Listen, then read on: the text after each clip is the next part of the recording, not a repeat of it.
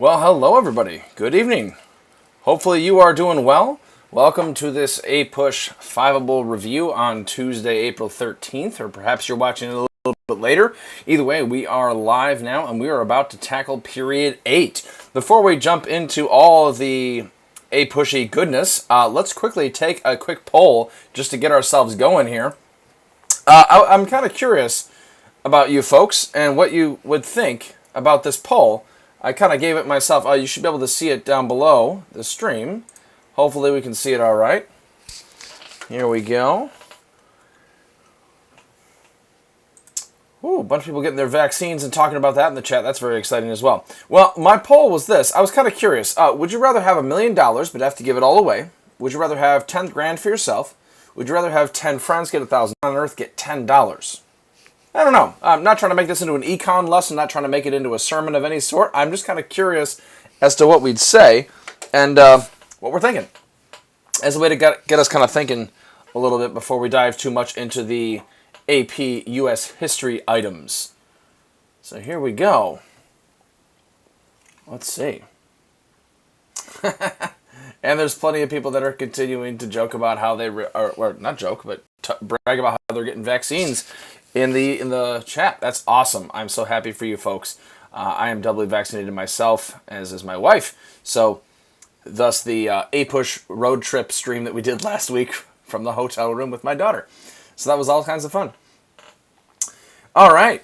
Well, before we get ourselves started, a couple preliminaries as you are voting in the poll that I put out there. A couple of reminders. Remember, we're recording this stream, so if you want to change your nickname and you want to make it so that you're a little bit more anonymous, that's how it goes because it gets recorded, so just be aware of that. Also, a reminder to follow 5able on all your favorite social media platforms. I believe there's even a TikTok involved, so look at some of that as well if you're curious. And then just a reminder, APUSH cram sessions. We got several of those left. In fact, we only have 6 of them left. I'm a little bit sad already. This one is on period 8, or unit 8. And then we have one more on Unit 9, and then we dive into sort of the exam tips and tricks, the FAQs, talking about how to write things, how to do well. This is called 5able, right? Not 1able. So we're going to make sure that you are able to get a 5 on your AP exams through a variety of ways, not just the content review, but also the skills, as we've been practicing all along, of course. And then, just as a reminder, our fantastic TA, Thomasina, is monitoring the chat this evening, answering your questions as we go, as well as there is the whole forum that is down below this. If you're viewing this on the 5able page, there's the forum there, and even if you're watching this later and it's not live, that's a place where you can go, ask questions, upvote questions that you have. That's a good way to do it. I have the Vimeo Q&A going as well, so if you want to ask questions during the stream, that's one way to do it. Chat is also a great way, especially if it's more of an immediate thing, kind of going back. And then afterwards, Thomasina is leading us in a continued discussion on Discord. My guess is, given that we're covering Unit 8 tonight, we will not practice questions that we've talked about. So we will see what we can get done, and then maybe you'll be able to talk about some afterwards on Discord. Either way, Discord, great place for you to go for answering some questions and getting some questions answered yourself. So what are we doing this evening? Well, got a couple of FAQs as always. Then we're going to dive into some period 8 content review, talk about some practice questions and documents as we go throughout that content review. Some study tips as always, especially tailored to period 8, and then question and answers that you'd like to ask throughout. Well, let's see. Some of you have found the poll. Let me just show what we have so far. I was kind of curious about this. It looks like most of us wanted to have 10 grand. Some of you are going to college soon, it seems like. But many of you are feeling magnanimous. You're like, hey, I'll give away some $1 million. That's not bad. Having some lucky friends. And then some people are like, hey, let's help out everybody on Earth. That's awesome. That's awesome. Alrighty. So, yeah, if you're having trouble hearing me, try refreshing. Maybe you can read the closed caption and tell that. See what you can do. Hopefully it's working pretty soon. We'll archive this and dive more into the stream itself with a couple of 5able forum frequently asked questions. So, first question is this. What is the most important unit to study for the exam? Well, of course, as a teacher, I'm going to have to tell you, and as someone who knows the exam too, I'm going to be like, well, there's really no real answer. Units 3 through 8 are all a huge, massive part of the exam. And so it's really hard to give you a specific answer on that.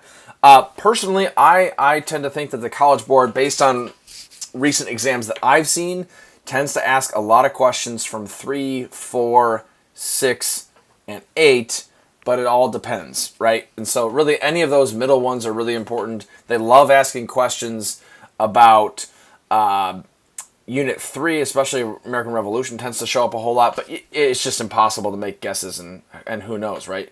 Just who knows?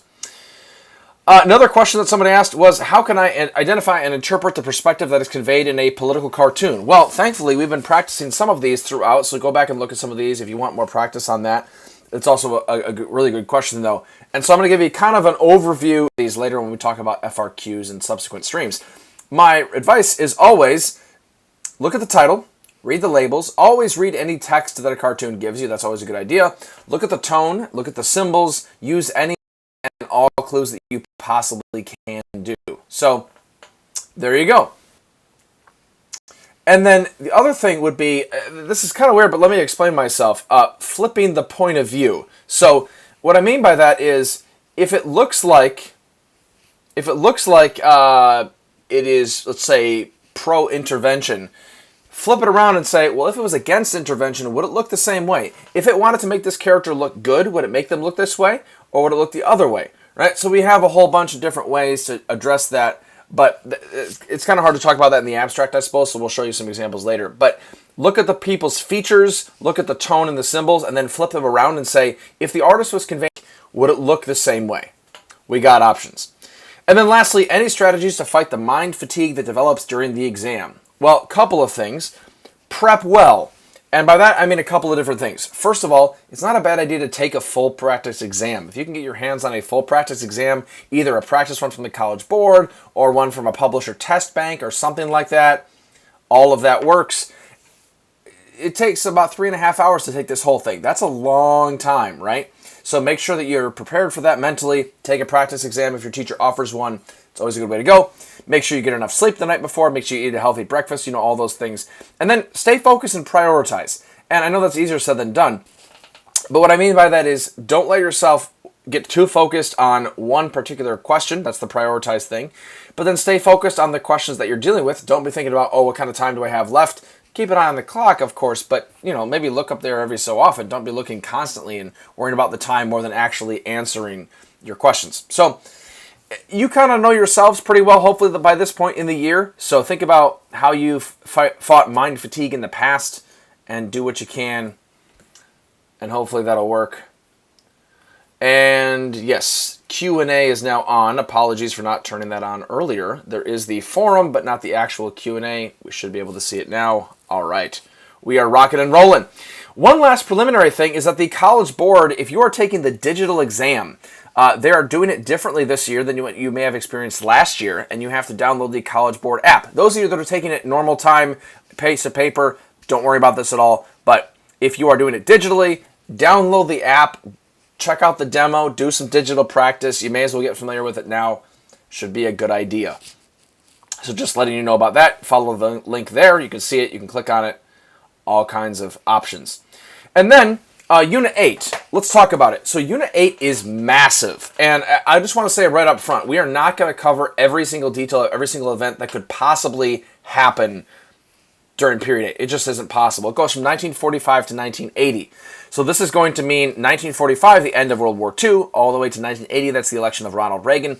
I was actually just having a discussion with some fellow teachers recently about why does it end in 1980? Why not 1991? Why not 1989, the fall of the Berlin Wall or something like that? But yeah, we got a lot of different options, but that's where they decided to cut it off. And as of right now, that means it's only 35 years. But yeah, there's a whole lot that happens in that 35 years. So, wow. That's a lot. So, brief overview of the big overarching topics here. You want to be able to explain how the U.S. gets involved in the world leadership after World War II, foreign policy. Notice the shift after World War II. We talked about this a little bit last time with World War II itself, but the United States becomes much more involved in the world after World War II. We'll talk about that more later. Be able to explain civil rights, mid-century liberalism. Civil rights is a huge topic.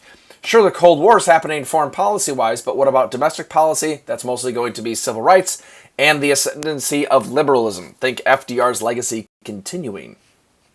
And then lastly, a kind of generalized topic, there's economic and demographic change in society, politics, and culture. AKA, everything changes, and there's a lot of constant flux. Think the 1960s. I mean, things are getting crazy. So, be aware of how culture changes, how music changes. There's some options there. I included the Beatles album right there. So be thinking about that. All right, let's dive into that first part and talk about the Cold War. So obviously a very big foreign policy event that dominates period 8 is going to be the Cold War. And the Cold War continues after Unit 8, and it's going to continue into Unit 9, but for right now, we're just concerned with a broad overview. So remember, the Cold War involves some and the Soviet Union. It is carried on by all means short of war. It's a lot of staring down, but it involves a lot of potential nuclear weapons, and it could have been bad. There are some terms that you can associate with this, like the United Nations and the Security Council, right? The United States gets involved in foreign policy way more so after World War II than it does after World War I, when it does not join the League of Nations. Nice compare and contrast option there, I suppose. The United States joins the United Nations and joins the Security Council, which is allegedly meant to keep the peace during this Cold War time. And then Russia boycotts, and it leads to all sorts of interesting problems and things like that. It's pretty fun. And then there's things like Berlin and Germany. Think about different flashpoints, right? So the U.S. and the USSR or Soviet Union are going to disagree on Security Council, like which China gets to be involved. Is it China or is it Taiwan China? There's Berlin and Germany. So Berlin, remember, is entirely absorbed in East Germany. They decided to divide up Germany after World War II. The Soviets get the East, the Americans, the French, and the British get the West. But they also divide up Berlin, the capital city. That leads to a flashpoint. Checkpoint Charlie, right? All those kinds of things. And so that's going to be eventually leading to the Berlin Wall, but that's not till the 1960s. Atomic bombs make all of this more tense, right? Because the United States initially has an atomic monopoly after World War II, because we're the only ones that have it. But thanks to Soviet spies in the Manhattan Project, Klaus Fuchs, etc., we are going to see the Soviet Union getting the atomic bomb by 1949, which was much sooner than the Americans thought. And thus, the atomic monopoly does not last that long. The United States is going to then have an overarching idea during the Cold War called containment. This is probably the single most important vocab word of period 8, at least when it comes to foreign policy. The idea here is don't let communism expand, keep it where it is. That's a big deal. Now, there's going to be different iterations of containment, different versions, different ideas, and different ways it gets carried out. It could be through things like the Truman Doctrine. The Truman Doctrine says, we'll help you if you have communist people attacking you. And that is going to occur in Greece and Turkey first, but it's going to apply to Korea as well, especially. We're going to see, the Berlin Airlift, absolutely. The arms race, all of those things. The Marshall Plan, aka a New Deal for Europe. By the way, I really like it when I see you folks thinking along. And if you're watching this later, obviously I can't see you thinking along, but if you're watching it live right now and you're adding stuff into the chat, this is awesome. It's a great idea. Not only does it give us extra things to talk about and let you see other items, but it also is a good check for yourself, and you can be dialoguing about that with other people in the chat. Awesome.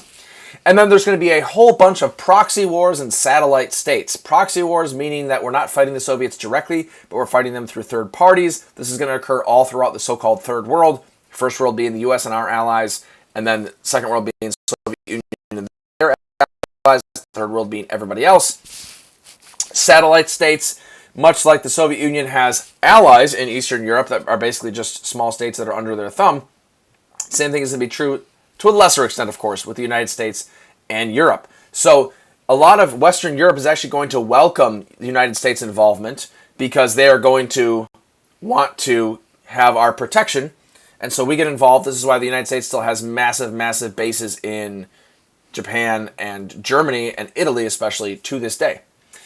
Yeah, other examples of proxy wars, Korean War, Vietnam War. Remember, we're not fighting the Soviets directly, but we are fighting the Chinese, the North Koreans, and then eventually the North Vietnamese, as well as the Viet Cong. So lots of examples. And then you can be aware of some of these alliance systems, right? This idea of collective security. So NATO, the North Atlantic Treaty Organization, and that's the United States'. And then the Warsaw Pact is the Soviet Union's response a few years later. And that's basically the Soviet Union plus all their Eastern European satellite states. So I wanted to give you a quick practice and some visual imagery here. So this is talking about the Berlin Airlift. And I found this on Reddit from Reddit user Couch Potato. So that's all kinds of fun. But this is an advertisement for Douglas airplanes.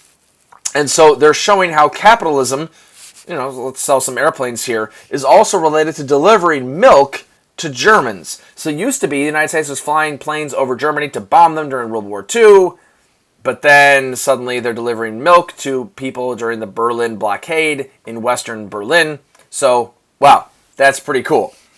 And it's not only that, it's not only milk, of course, it's going to be fuel, it's going to be everything they need to survive for days and days and days. This lasts for over a year. They are calling Stalin's bluff. So, wow.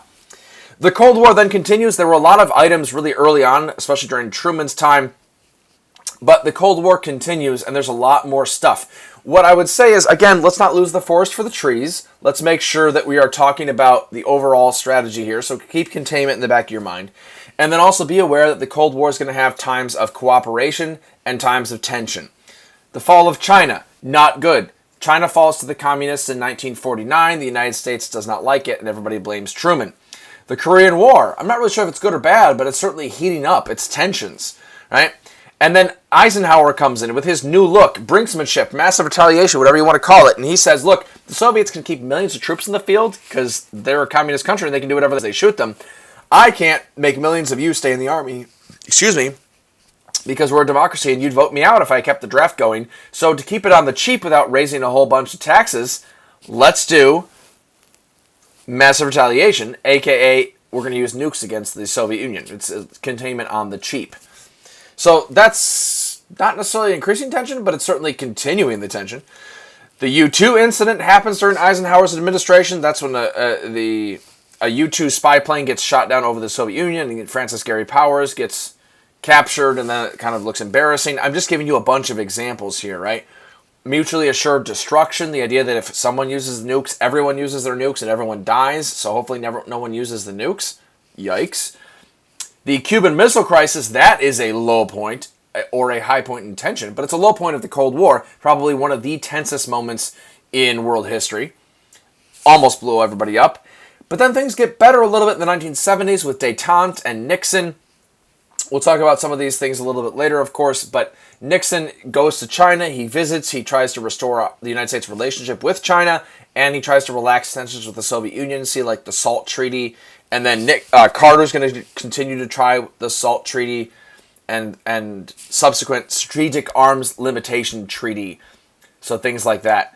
So just be aware, you don't have to know all of these vocab terms. I'm just trying to throw at you an example, and that way you can talk about how did things get better, how did things get worse, kind of a CCOT type stuff. So, lastly, Carter and the Iran hostage crisis happening in 1979. Yeah, that's not going very well because the United States is not able to rescue their own hostages through this proxy war. So, again, the United States, lots of ups and downs during the Cold War. Let's talk about the second Red Scare then, and we're almost done with our early stuff. First of all, we have a political cartoon here, and this might be a good chance to practice our political cartoon analysis skills. So, notice we have a title, first of all, I have here in my hand, and that's a quotation from this guy. He's not labeled, turns out it's Joseph McCarthy, but we might not know that yet, and that's okay. Doctored photo, faked letter. Always read any sort of text that you can find. And notice those are on fire. He's sweating a whole lot.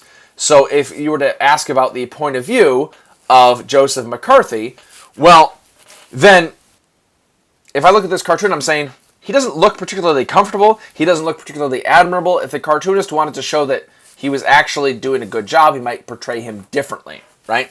And same thing with faked and doctored photos. Aren't typically good things to have doctored photos and faked letters. So, what's McCarthy doing? Well, remember there's things like the House Un-American Activities Committee, there's the Smith Act, there's the McCarran Internal Security Act. All of those are trying to root out communists or other kinds of subversives and radicals. Think very similar to the first Red Scare. This is the second Red Scare. Still scared of communists, except this time we're not deporting Emma Goldman. This time we're hunting for communists in the United States, because how else would China have fallen to the communists or the Soviet Union gotten the bomb? McCarthyism is going to be another one of these examples. Joseph McCarthy, senator from Wisconsin, is going to lead a whole bunch of witch hunts for communists. And again, we want to make sure we're careful here. Were there some communists involved? Sure.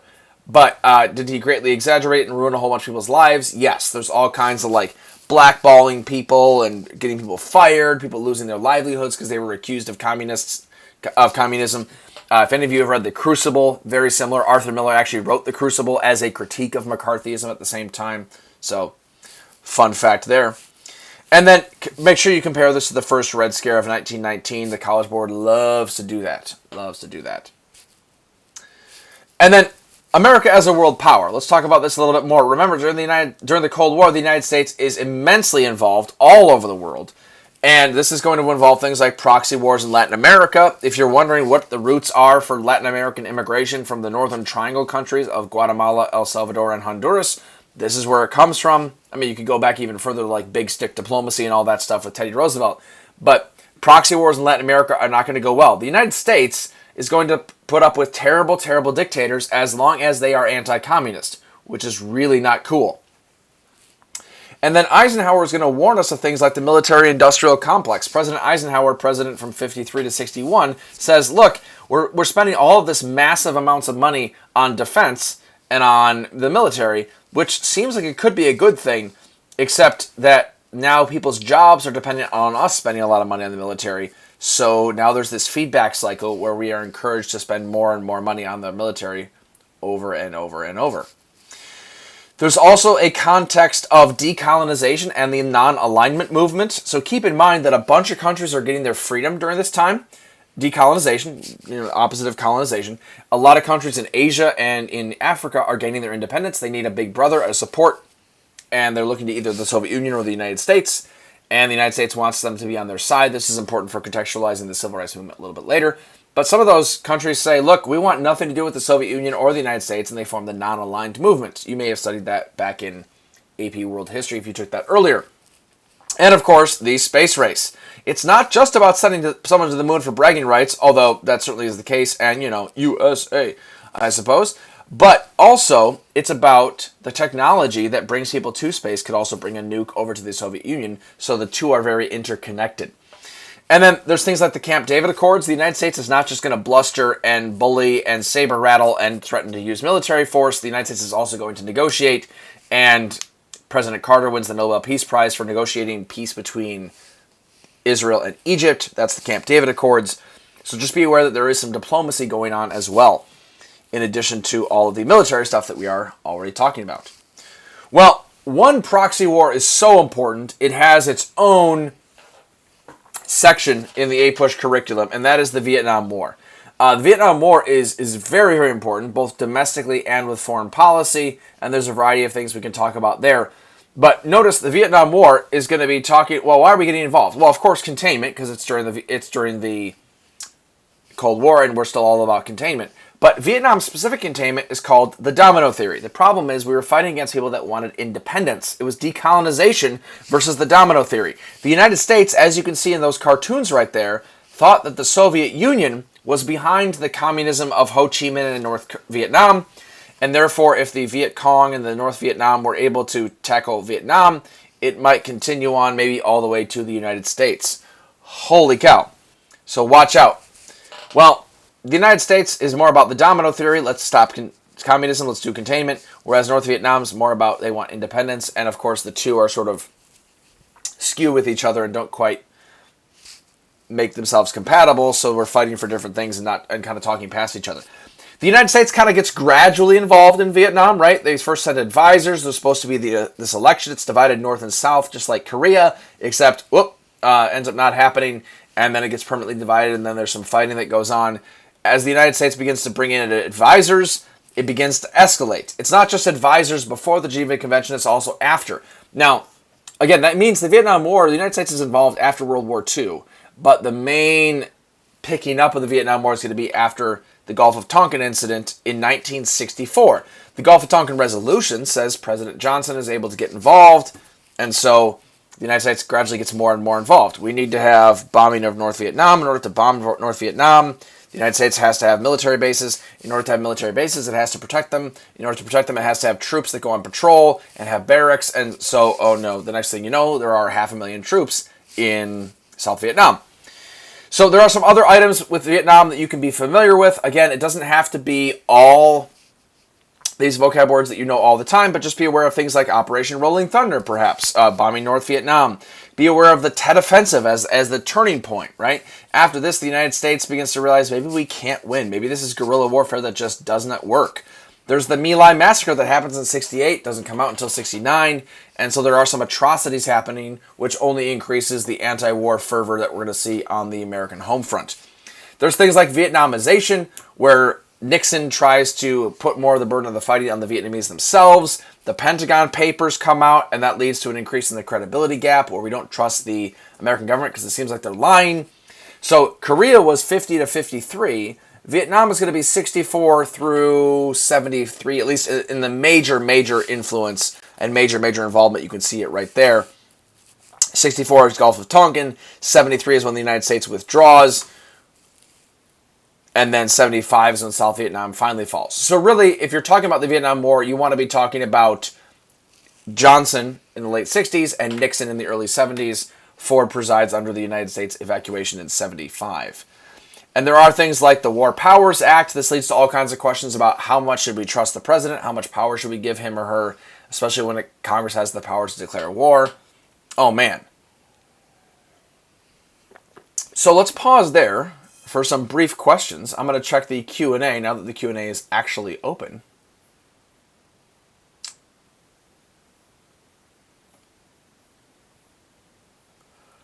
Well, let's see. Some of these were kind of asking us to just go back and cover things that I already covered. So if you want to go back and watch this later, that might be a good use of your time. Somebody asked, how should I study for this exam because I am not taking this class in school? Well, that would be a good way to go about it. First of all, you're here. You're watching some Fiveable. That's a great way to study. I would also be quizzing yourself. You obviously are doing something with Fiveable, right? So watch some more videos and then talk about perhaps reading some more of your textbooks. Something like that would be a good idea. Yeah, some good items. And then one person was asking, and some people are upvoting, it looks like, what is brinksmanship and how did it work? So the idea here is the United States cannot have as many troops on the ground in Europe as the Soviet Union. The Soviet Union has a massive army in Eastern Europe. The United States can't compete in Western Europe without raising taxes to an intolerable level, although taxation was pretty high during the Eisenhower administration, but no, not my point here. But what Eisenhower decided to do was to say, hey, instead of having to counter the Soviet Union with tons and tons of troops, we're going to counter the Soviet Union with nuclear weapons. So they invade with 1 million troops. Boom, we drop a nuke on the millions of troops, and no more troops. All right, so it's basically containment on the cheap. All right. Let's keep going and give you a practice question. So here we go. I got a poll for you. I'm going to open this up. So the situation shown in the cartoon was primarily caused by which of the following? The U.S. policy of investigating communists in the State Department, policy goals like containment, increased spending on the Great Society, or protests on U.S. university campuses. Let me open up the poll and see what we can do. What do you think from this question? Is it going to be A, B, C, or D?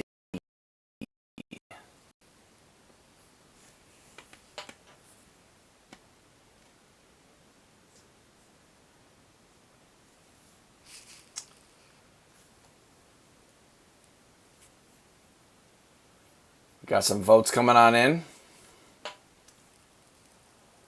The situation shown in the cartoon was caused by A, B, C, or D. For sake of time, I'm going to give you just a few more seconds to be able to answer this.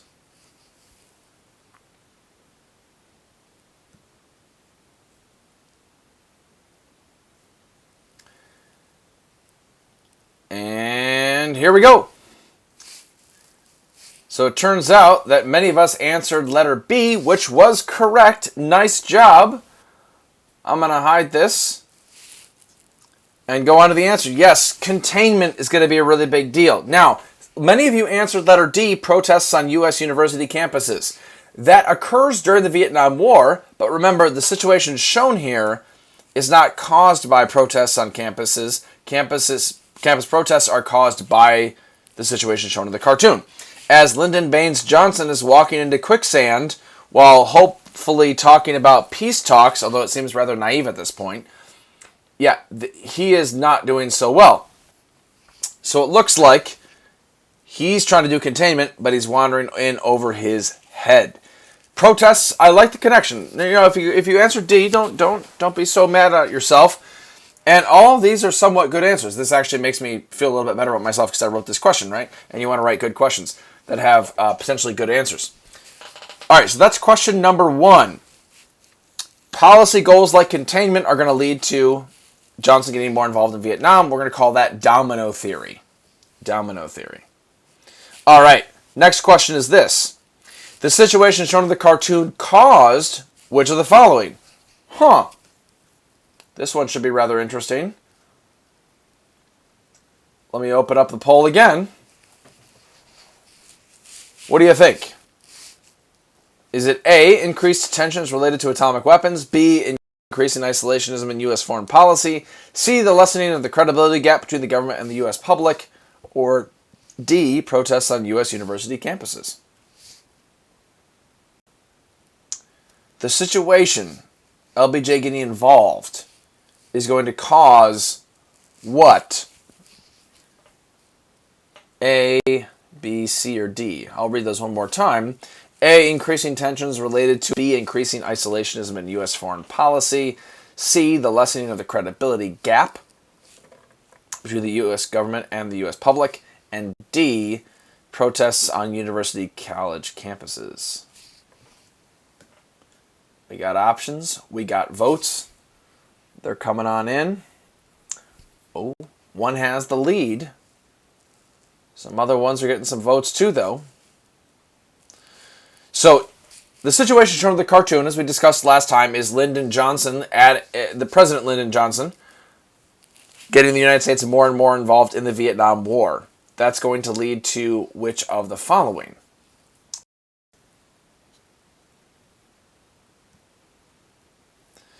All right, here we go. It looks like many of us answered D, at least a plurality, although not a majority. D is the correct answer. Protests on U.S. university campuses. Kind of gave some of this away last time.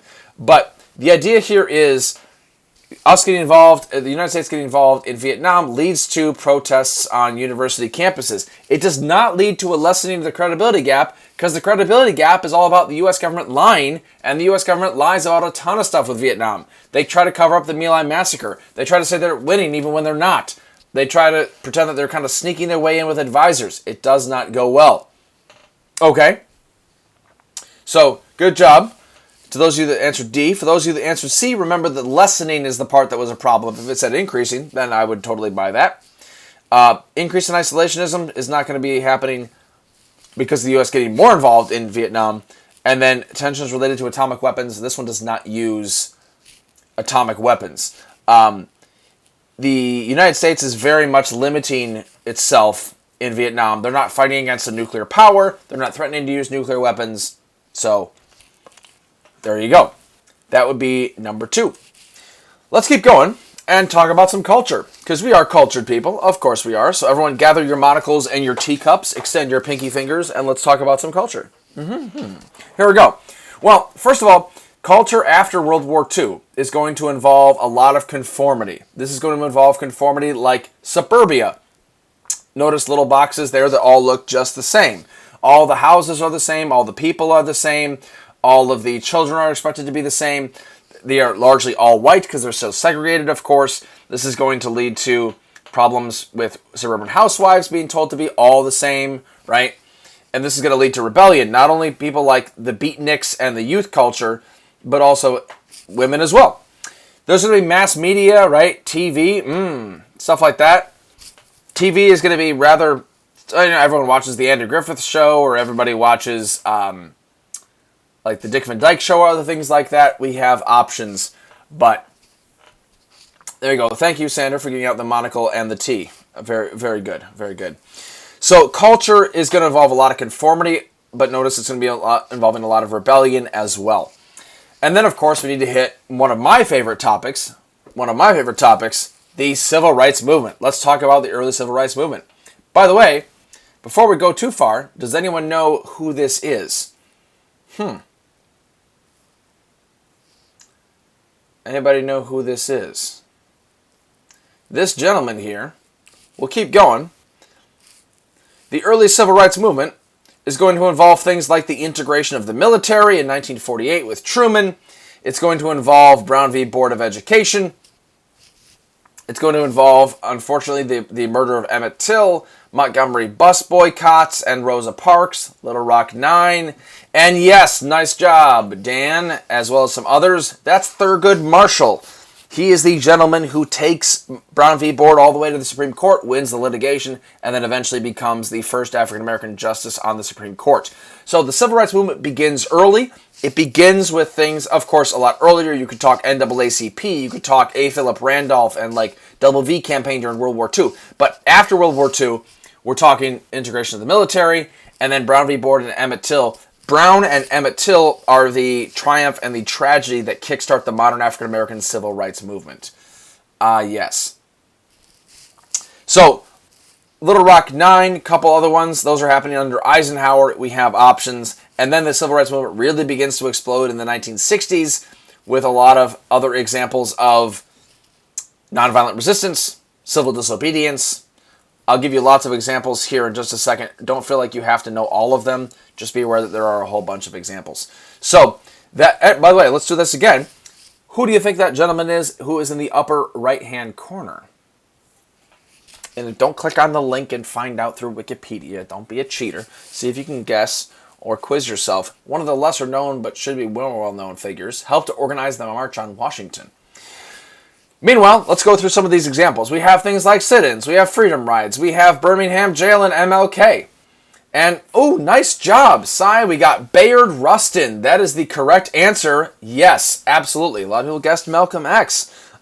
This is Bayard Rustin. Important because he was not only a part of the African-American community, he was also a part of the LGBTQ community, and so thus the man was brave for a lot of reasons for standing up and fighting for a whole bunch of rights. So, yeah, that's Bayard Rustin. March on Washington that he helped to organize, Freedom Summer, the Civil Rights Act. There's so many examples. You don't want to get lost in all of these, but I would certainly know the Civil Rights Act of 64. The way that I tell my students to remember this, Civil Rights Act of 64 helps to cash the check of the 14th Amendment, gets rid of segregation, thus equality under the law. Bloody Sunday and Selma, the Voting Rights Act of 65, or the Civil Rights Act of 65, is going to cash the check of the 15th Amendment, a.k.a. getting that 5 with the 5, voting rights. The VRA, which, by the way, needs to be renewed every so often, like every 7 to 15 years. That is insane. Some of my students are reading a book about that, and a book that I recommend is Give Us the Ballot by Ari Berman. Holy cow, the history of the VRA, it will blow your mind and make you incredibly angry. Like, this thing needs to be renewed. It's like saying, let's keep that First Amendment around, shall we? Oh, okay. And then we also are going to have things like the Fair Housing Act. There are other kinds of civil rights movements. Be aware of the obstacles the civil rights movement faced, the tactics they used, and then what sort of accomplishments they had. But then, of course, it begins to stall and fragment. The old tactics don't seem to work anymore. It's moving from more political rights to more social and economic rights. And we get the rise of Black Power, the rise of Black Panthers. People like Stokely Carmichael that say, no, just letting ourselves get beat up all the time is not good enough. We have to keep going. But there is some good news. The civil rights movement begins to expand, remember?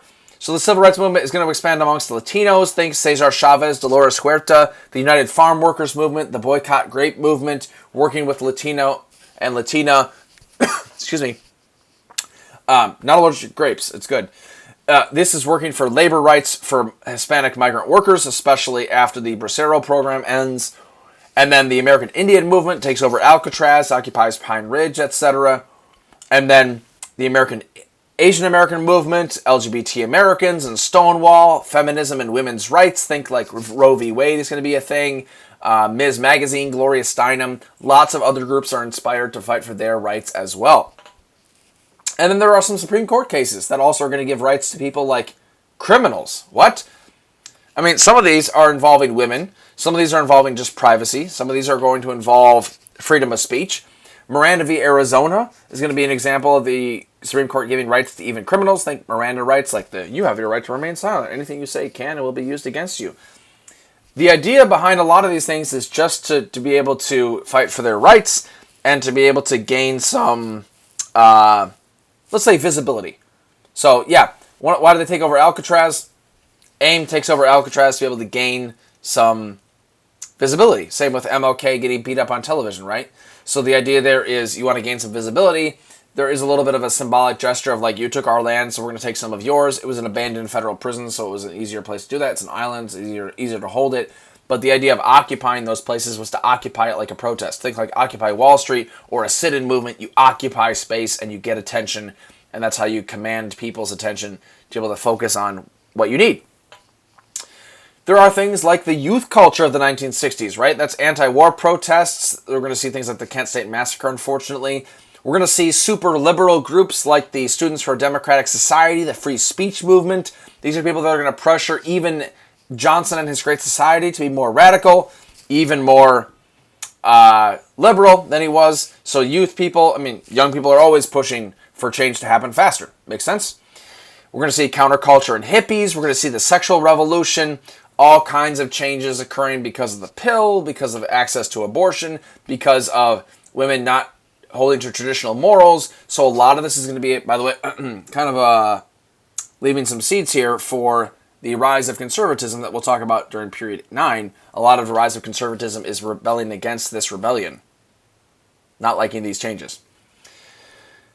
Big change that we already mentioned a little bit is Johnson and the Great Society. Johnson's Great Society is all about tackling poverty and racial injustice. It is liberalism's high point in the late 1960s, and there are lots of examples. Again, don't lose the forest because of the trees. You could talk about any of these: Medicare, Head Start, federal education, Hart-Celler, national, like a whole bunch of these.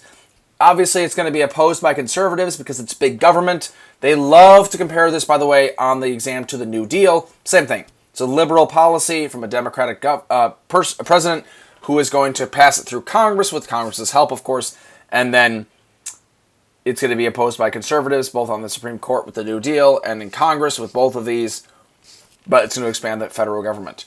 This, by the way, this is huge. This is the transition time when liberals start to be Democratic and conservatives start to be Republican, rather exclusively, rather than having some liberals and conservatives in both parties. It's also when the South becomes voting conservative because Lyndon Johnson passes the Civil Rights Act, and thus he turns a lot of white people down south off to the Democratic Party. Big transition point there. Unfortunately, the Great Society had a lot of promise, but it was derailed by Vietnam because Lyndon Johnson wants to spend money on both Vietnam and on the Great Society, and it's, kind of hard to spend money on both without raising taxes. Not good, not good. Yeah, that party change that happens, it's a long process, and it's a shift that begins probably with FDR, but a lot of it accelerates under Johnson and then goes through Nixon. So I'd say late 60s, let's just say that. Happens in about a decade or so. You're going to see, look up Strom Thurmond. He was a racist senator from down South Carolina, and he transitions from being a Dixiecrat in the late 40s to being a Republican by the late 1960s. So the ideas are switching. More on that if you'd like to. There's some excellent videos by Vox on YouTube if you want to check those out on the history of the Democratic and Republican parties. Talks about why they switch. Fairly good. For sake of time, I'm going to show you a short answer question series here that you could certainly practice. And Thomasina, this might be a really good chance to practice this in Discord, or for you to quiz yourself later if students are watching this later, or even right now, but you have to go to bed at 10 o'clock because you value your sleep like I do. Hey, good for you. You're taking care of yourself. Self-care is important. Speaking of which, posture check. Posture check. Let's make sure we're all sitting up. We got 15 minutes to go. Let's do this. Let's do this. So, short answer questions, you can deal with that a little bit later if you'd like to. We got to finish the economy, and then we'll do some final practice items. So, the economy after 1945 is doing really, really well. There are booming companies. The United States came out of World War II with a lot of government spending. The United States was manufacturing a whole bunch of things. Think about, like, arsenal of democracy, etc. And the United States was producing a third of the world's manufactured goods, half the world's GDP. We didn't get bombed. We supplied everyone else with stuff. That's good. There's the GI Bill that's going to send a whole bunch of people to college and help them buy houses, although it's mostly whites only, so that's not good. There's going to be the baby boom generation.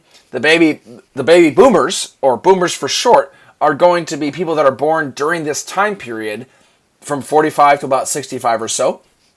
A lot of people delayed having families because of the Great Depression and World War II, and so, oh hey, let's have some babies, and that leads to the suburbs getting created because they need space to have babies, and then suburbs also lead to the creation of babies because there are space. It's kind of a, chicken egg thing. And then suburbia becomes, we already talked about that. A lot of people are moving to the Sun Belt, and there are some tech developments. Think of things like the invention of better dishwashers, of televisions are becoming a thing in the 50s. More people have them, of course. Nuclear power becomes a thing. Vaccines, think Jonas Salk. Some of you are talking about getting that COVID vaccine. Pfizer gang right here. Well, we get things like the polio vaccine. That's awesome. Measles, mumps, all of those diseases that you didn't get when you were a kid that used to kill millions of people back in the day because of vaccines. A lot of them are initially rolled out in the 50s and 60s. That's awesome. We have things like the environment and the natural resources. That's kind of a big deal here. We have things like the oil crises in the 1970s. We haven't talked a ton about the 1970s, but there is stuff about environmentalism, especially sparked by Rachel Carson's Silent Spring, the 3 Mile Island incident where the nuclear power plant almost exploded. Earth Day, that's pretty cool. The idea was started in the 1970s as a way to protect the Earth, and then Nixon is going to sign the Clean Air and Water Acts, which means it's a little bit, interesting. Nixon, isn't he a Republican, but he's doing environmental stuff? Yeah, Nixon's kind of a moderate Republican, and so there you go. There's also going to be a society in transition, and it's kind of a broad term that I'm going to use to describe a variety of political things that are happening, like the rise of conservatism. The Christian right becomes a thing. That's a picture of Jerry Falwell, not in the White House, that's Nixon. But he's going to become increasingly important. We'll talk about him with period 9, so there you go. And then when it comes to the credibility gap, this is a big deal. Remember, the United States government and the United States citizens begin to distrust each other, mostly because the government's lying all the time. And so we're going to see things like Vietnam. Well, were we actually attacked in the Gulf of Tonkin? Are we getting more involved? Are you actually telling us things, President Johnson? Nixon, oh my goodness. Nixon campaigns on a secret plan to end the war, which involves expanding the war. Plus, we now know that he sabotaged the 68 election by sending a secret person to go talk to North Vietnam to say, hey, don't sign a peace treaty yet, because then Johnson would get elected if he created peace. I want to make him look bad, so keep fighting. I'll become president, and then I'll negotiate with you and give you a better deal. Super illegal, super sketchy. I mean, that's kind of Nixon's MO. Does some really good stuff, Clean Air and Water Act, etc., Title IX. But, man, Nixon's going to do Watergate, and that's not the only sketchy thing that he does. Oh, boy. So Watergate would be another great example of the credibility gap. There's plenty of debates over the role of government, and this is going to be some liberals, some conservatives. Remember the idea of conservatives wanting small government in some areas, especially economics, but large in other areas. Think defense spending. Think morals, social moral issues. So no regulation of reproduction through abortion, regulation of sexuality through not having the pill as much, not liking the sexual revolution. That could be considered regulation too. So if you talk about big or small government, just be sure you're clear about which issue you're talking about. So there you go. Yeah, not good stuff. Another practice question for you here could be this LEQ. Evaluate the cause of a growing distrust between the U.S. federal government and the U.S. public from 64 to 1980. Well, let's take some time and look at this one. And I'd like to be able to do something we did last time and get some feedback here. So here's the DBQ or LEQ. It's a prompt for an essay. The causes of growing distrust between the U.S. government and the U.S. public from 64 to 80. I'm going to skip over to this one. What kind of vocab could we use for this LEQ or DBQ? Notice at the top, you go to menti.com, you use the code. I believe we can sometimes put this in the chat if that's helpful as well. Menti.com, and then the code is 94177851. And then you're able to enter up to 3 different vocab words that you could potentially use. So some people are putting those in the chat. You can certainly do that. You could also put it into the Menti right here. This will create a word cloud for us. and enable us to see what's going on. What sort of vocab could we use to talk about not trusting the government during this time? I'm going to see what we can... Alrighty, we got some showing up already. Good, good. Pentagon Papers, that would be useful. I like this. So, prompt, remember, is what led to the cause of the U.S. government and U.S. citizens not trusting each other very well. Ooh, they're coming on in. So what leads to growing distrust or the credibility gap between the U.S. public and the U.S. government? A lot of different options. U.S. government not getting trusted by U.S. citizens. A lot of us are talking about Watergate. A lot of us are talking about the Pentagon Papers. Yeah, so Watergate, Nixon is a president who lies and tries to cover up the Watergate break-in. He commits perjury, obstruction of justice, things like that. He's trying to bribe people to keep them silent, paying them hush money, and then, of course, covering it all up. He's just not acting with integrity as a president should, and there we have problems. Pentagon Papers. Pentagon Papers were a series of papers that leaked that showed the United States was secretly way more involved in Vietnam than we had ever shown publicly. And even though it comes out during the Nixon administration, it makes the Truman, Eisenhower, JFK, and Johnson administration look bad. He does not like that. So that's the Pentagon Papers, which look really big here. Yeah, Kent State Massacre. I'm not going to trust my government if they keep shooting at me every time I protest. That's not cool. Television reveals. Yes, the television is going to reveal Vietnam. Remember, Vietnam is the first televised war in the sense that, like, we could see it in color in our living rooms. It's brought directly into people's living rooms. The My Lai Massacre, people mentioned that. The United States military massacres some men, women, and children in a village in South Vietnam, mostly women and children. Horrific, horrific incident. And it gets covered up for an entire year. It takes an investigative reporter to be able to bring it up. Gulf of Tonkin incident. Yeah, does the United States actually get attacked at the Gulf of Tonkin? Or is it just an excuse to go to war? Got some questions there. Yeah, the Iran hostage crisis. I can't trust the government if they can't take care of me or their military doesn't work.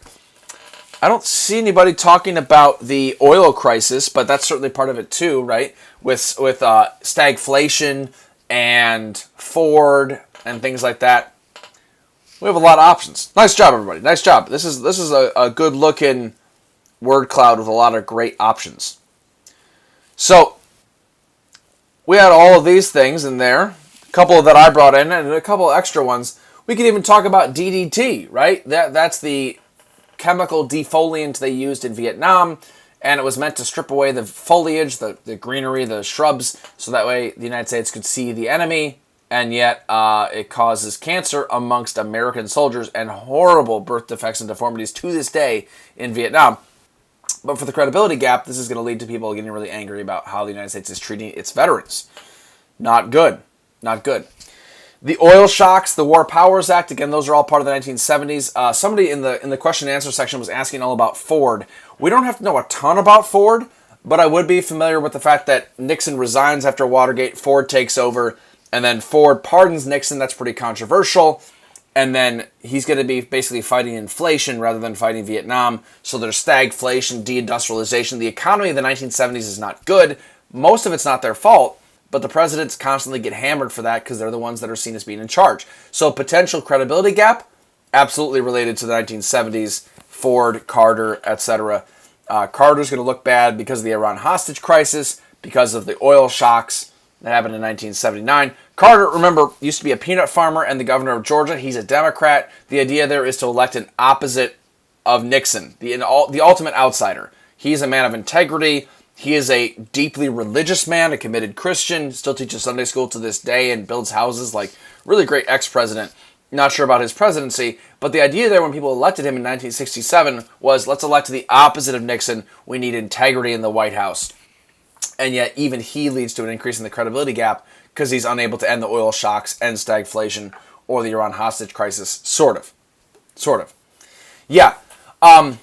So a couple of questions that people are asking. Can a president pardon themselves? Most likely no, although that is somewhat controversial.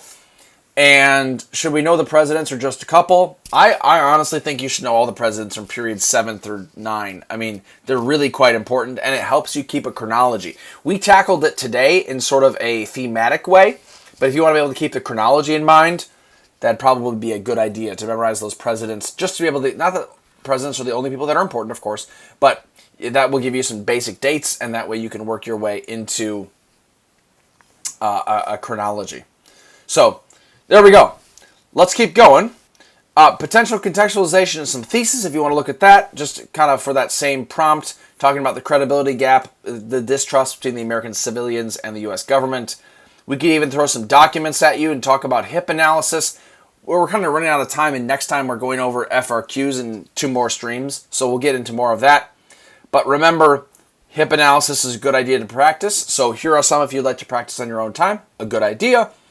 This is a top secret memo from John McNaughton to Secretary of Defense Robert McNamara in 1965. It's released in 1971. Must be part of the Pentagon Papers.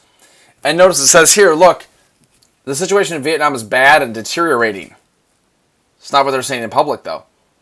And why is the U.S. still involved? What are the aims of the United States? It's mostly to avoid a humiliating U.S. defeat. It's not really about containment. It's not about the domino theory. We keep saying that it's supposed to be about containment in public and that we're winning. But really, we're losing, and the only reason we're still there is to avoid losing and making ourselves look bad. So, this is a top secret memo that's part of the Pentagon Papers. You could talk about all those kinds of things. We got some options. Here's kind of how I used it in case you want to look at how you could potentially write this. But for the sake of time, we should probably move on. Yeah, the Viet Cong seems to have the initiative. Oh, sorry. Let me back up. Yeah. VC meaning Viet Cong, and then SVN South Vietnam. So it does not go well. Does not go well. You could talk about it this way. I just kind of talked about that orally, but here's what's written down, right? Admitting the war was going poorly, even though they don't say that out loud. Part of the Pentagon Papers, doesn't go well at all. So, how do you study? Let's say you're taking a period 8 test tomorrow, or you're studying for the exam and you're watching this the night before. Well, I like to use historical thinking skills, think about comparisons, think about contrast, contextualization, all of those things. And we'll talk about those a little bit more next time. Next week, Tuesday, we have the APUSH exam tips and tricks. I'm going to take you inside the exam and sort of my advice to how to hack the exam and how to hack these questions in general. Not like I'm teaching you how to cheat or anything like that. I'm just basically telling you, look, here's how it's structured. And knowing how it's structured, good idea. To know how it's structured, that'll help you answer it better. Of course, continue to do active recall and watching Fiveable. Active recall just means quiz yourself. Watching Fiveable, you're here, you got this. Those of you taking tests tomorrow or taking on Friday, you got this, awesome. So, historical thinking skills, we'll talk about those more later. I mean, let me give you some examples. You could compare and contrast the first and second Red Scare. Cool. You could talk about like causes and effects of Vietnam. Containment causes it, but it causes the credibility gap. You could talk about civil rights for African Americans and how that went from Brown v. Board all the way to the Fair Housing Act, but then also leads to splintering and fragmentation. So do the old tactics work anymore? All right. And then here are just a couple more practice prompts that you can kind of think about in your head. You could potentially practice these, maybe practice outlining them, or maybe just quiz yourself. But the idea here is make yourself think, make yourself review. We just went through a massive load of vocab. But it doesn't do you a whole lot of good if you just try to brute memorize all of that. You have to make connections, which is why history is important in the first place, right? So make some connections. Think about it this way. You could compare and contrast the New Deal and the Great Society. Big deal. You could compare and contrast the 20s and the 50s. They'd love to ask about that. Korea and Vietnam. You could compare and contrast those. The women's rights movements. Maybe you're going to compare the 20s with the 60s and women's rights movements. First and second wave feminism. You could compare and contrast migrations. Think Great Migration versus Sunbelt migration. You have options. Causation, what causes the Cold War? What causes the counterculture? You could look into CCOT questions like how the rights movements change over time. We talked about that with like fragmentation and expansion. You could talk about Cold War policy. The Cold War fluctuates, right? Whole bunch of that stuff. So those are some practice problems organized by historical thinking skill. Feel free to use those to quiz yourself. Maybe even talk about it on Discord at some point. Get some feedback from some other people. Liberalism we talked about as well. Culmination of liberal policy being the Great Society, and then it kind of falls off. Next time, when we cover Unit 9, we'll talk about the rise of conservatism, which starts in the 60s and goes through the 80s. More on that later. Alrighty. Well, a reminder as we answer our final questions here that we have some APUSH trivia coming up. If you want to practice your Period 8 content knowledge, hey, Wednesday at 10. Let's do it. Let's get some APUSH trivia going. And then, of course, the conversation is always happening in Discord as well. So don't forget about that. So let me check the question and answer. Let's see what we have some here. Bunch of different questions. Oh, someone was asking about the Sun Belt. So Sun Belt is the area approximately from California to Florida. Allison, thanks for the question. It's a good one. What's the Sun Belt? It's approximately from California to Florida. It's an area down south. People move to it when they invent air conditioning. And it's going to be much more conservative. It's going to lead to people moving to the south as opposed to the north. And it's kind of a counter to the Rust Belt. So this is going to be the area that grows in population. Not so much the Midwest, rip Michigan, where I'm right now, and places like Pennsylvania, etc. So, good question.